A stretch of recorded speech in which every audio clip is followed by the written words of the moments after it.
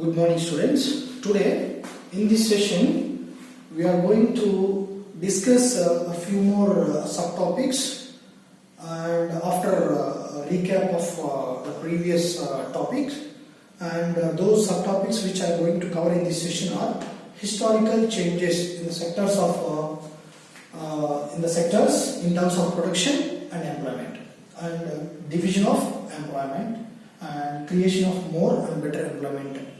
Now in this, first I will give a recap of the previous lesson where I stopped at the concept. I have explained the concept of GDP.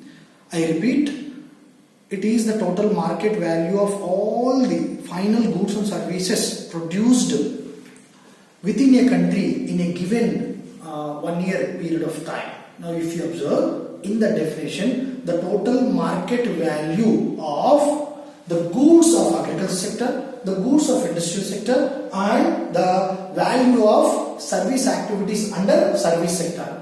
All these values of goods and services, these three sectors put together gives a value. That value is known as GDP. Now, such a GDP related to all these three sectors, as well as how many people are being employed in all these three sectors: agriculture sector, industrial sector, and services sector.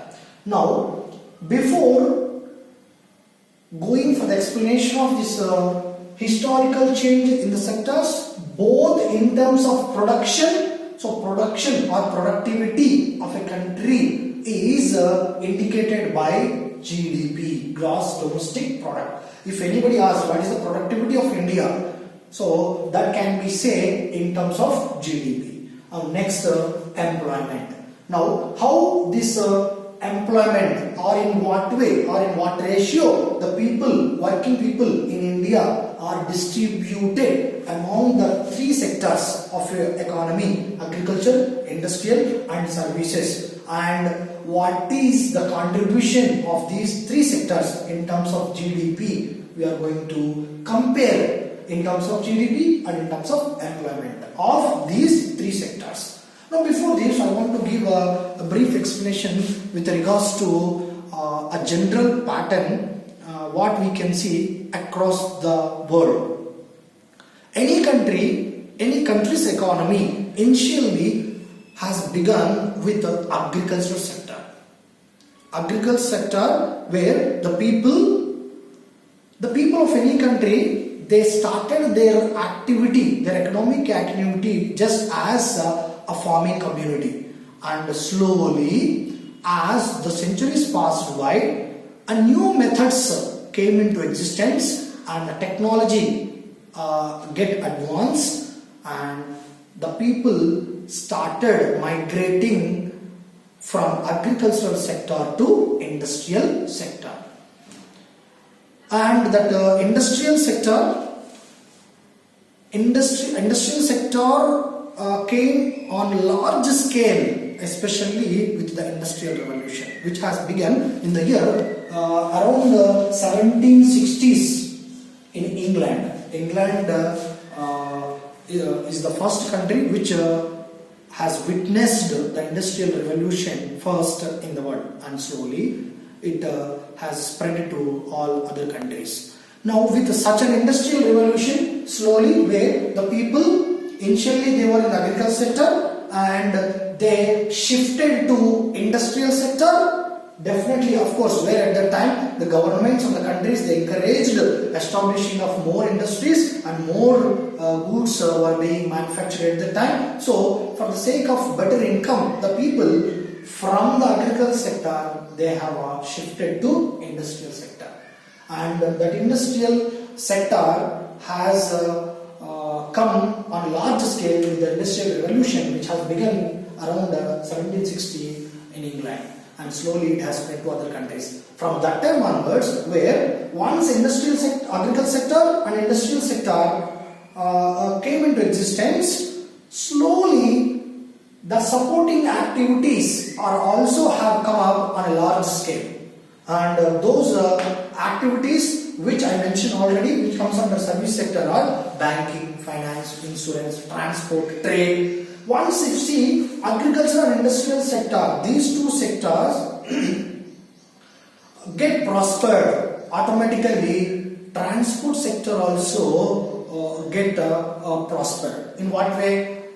Agriculture sector get prospered. Whatever the food grains are being produced by the farmers, those food grains has to be transported to different countries, to the markets. So where transport sector came into existence. And obviously from the industry, once the goods are being manufactured, those goods are also need to be transported to the market, again transport sector. And slowly where the banking sector, insurance sector, banking sector which provides loans to the people in agriculture sector and in the industrial sector. That is how even banking sector also came into existence. And slowly as the people's income in both these sectors has been increased, and slowly the education sector, health sectors are also started on a large scale, where the people's living standards are also started improving. Now this is what the general pattern that we observe across the world. So at present, whatever that we call the countries as developed countries, all of them have started their economic journey initially with the agriculture sector. And slowly those countries or the people in those countries have shifted for better income to the industrial sector. And now at present, even from the industrial sector, largely in those developed countries, the people have shifted further from industrial sector to service sector, where they are finding better opportunities, a better income, a better living standards. So for better living standards, this is what the general pattern that we observe across the world. But whereas this is different, our India's case is different. India, though, like all other developed countries, we also have started our journey initially with the agriculture sector. And from that agriculture sector, slowly we shifted to industrial sector. And then from industrial sector to service sector. Here, one important point with regards to India is when we shifted meaning the people of this country, when they shifted from agriculture to industrial sector, that shift has not been taking place on large scale. So directly from agricultural sector to services sector, our economy has been shifted, rather than shifting from agriculture to industry, industry to services. Meaning what? Here I can say that it could be because of the importance we have given more to the services sector, especially with the emerging of globalization process around the 1990s. So 1991, where Indian government has opted to a new economic policy known as LPG policy. From that time onwards, where we allowed the foreign investments, because of that reason that our Indian economy focused much on the service sector rather than on industrial sector. But if here one more point is there, instead of this, if our government or our economic journey would have focused more on industrial sector, then we can see more employment in industrial sector. This is what our India's journey when compared to other developed countries. I conclude here. So for this, my conclusion point is that India's economic journey is different from the economic journey of developed countries. In developed countries, their economic journey initially has begun with the agriculture sector, later on to the industrial sector, and further the focus has been shifted to service sector. But whereas India's case here, though like other developed countries, we also have started our journey with agriculture sector, but we did not focus much on industrial sector, and we shifted our focus largely on to the services sector. That's why at present services sector in India is contributing more income to the total income of country. So meaning what? Here the GDP that comes or the total income that comes from all these three sectors, services sector income is more than agricultural and industrial sector. Now in what way that we can understand with this table?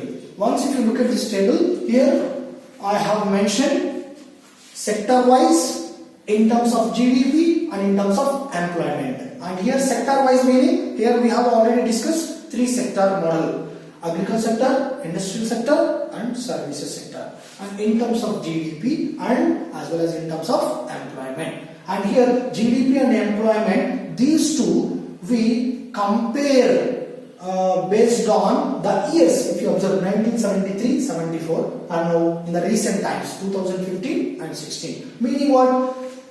Agricultural sectors GDP's contribution in 73, 74 was 43%. It is approximately 50% of the total income of a country. But whereas in the recent time, the GDP contribution from agricultural sector has decreased a lot to 19% only. This is what in terms of GDP. Now, the same agricultural sector, if we see in terms of employment, long back in the year 73 and 74, in those years, employment in agricultural sector was 74%, very high. So meaning what? At that time, during those times, more people were engaged in the agricultural sector. More people used to work in the agricultural sector. But whereas come to the recent times, 2015 and 16, the employment or the people working in agricultural sector has decreased a lot. Now at present, around 47% only. This is what about agricultural sector. Now, if you look at the services sector, the services sector's contribution in terms of GDP in 1973 and 74 was 35% only. But whereas in the recent times, the GDP's contribution of services sector increased a lot to 53%. Meaning what? At present, much of India's income we are getting from services sector. Now, if we compare the service sector in terms of this employment, in 1973 and 74, it was just 15%. Just 15%. But in the recent times, if you look at this employment, meaning the people who are working under services sector, it almost doubled, 15 to 31%. Now, your focus must be only on agriculture and the services sector. Why I am saying this one? Because there is no drastic change in industrial sector. Why? Because if you look at this, that the GDP's contribution of industrial sector long back it was 22. Now in the recent times also 28. There is no much improvement in terms of income from industrial sector. Now whereas employment, when compared to the GDP, employment at least we did somewhat in a better way. From 11% to employment of industrial sector got increased to 22%. Now, I have given a statement before explaining of this table that India's economic journey though has begun with agricultural sector like all other developed countries, but our focus shifted from agricultural to services sector, not on to the industrial sector. This we can easily understand by this table. Industrial sector's GDP's contribution is less when compared to the services sector. Now services sector GDP's contribution is more than 50%. Meaning what? In total income of India, more than half of India's income we are getting from services sector. This you need to understand. But whereas at that time more income we got from agriculture sector. See, once 43%. At that time it was more among all the other sectors. But now agriculture sector GDP is decreased a lot and services sector GDP increased. Now whereas if you observe employment, in terms of employment, agriculture sector at that time provided much employment to the people. But whereas in the recent times it decreased a lot to 47%. But in terms of service sector, if you look at this, services sector employment at that time was 15%, now 31%. Now point here you need to understand is agricultural sector though still provides a 47% of the employment, but in terms of its GDP is not in proportion. This is the first point you need to understand. Though agricultural sector employment contribution is nearly 50%, but in terms of its GDP, it is not in proportion with the employment. Now, if you look at the services sector GDP is more than 50% of the total income. But if you look at in terms of employment, which it provides in the services sector, that is very less. So meaning what? Employment proportion is employment percentage is not in proportion to the GDP's contribution of services sector. This is what you need to understand. Now if you observe in this, though agricultural sectors GDP's contribution is so less, but still it employ more number of people. So this is what the situation in India you have to understand. Such a situation we can call in economy with the term underemployment. So underemployment situation can be seen in India. Why I am saying this one? Because if you look at this employment which agriculture sector is providing, almost 50%, meaning what? Out of the total workforce in India, 50% of the workforce are working in agriculture sector itself. But whereas its GDP's contribution is very, very less, 19% only. Meaning it implies that more number of people are working in agriculture sector than required. That situation is known as underemployment. The name itself is saying people are underemployed. Underemployment meaning in a definition form, it is the situation where people are made to work less than their potential. That is known as underemployment. So more people are working in agriculture sector than required. Such many people are not required actually in agriculture sector. Why? The reason is agriculture sector's GDP's contribution is 19% only. To contribute that much economy, these many people are need not to work in agriculture sector. They instead of this, they would have shift to other sectors, industrial and services sector. So this is about the conclusion for this table. Now this is the topic historical change in the three sectors in terms of production and employment. Now this is about the change that we observed in all the three sectors in terms of GDP and employment. Thank you very much.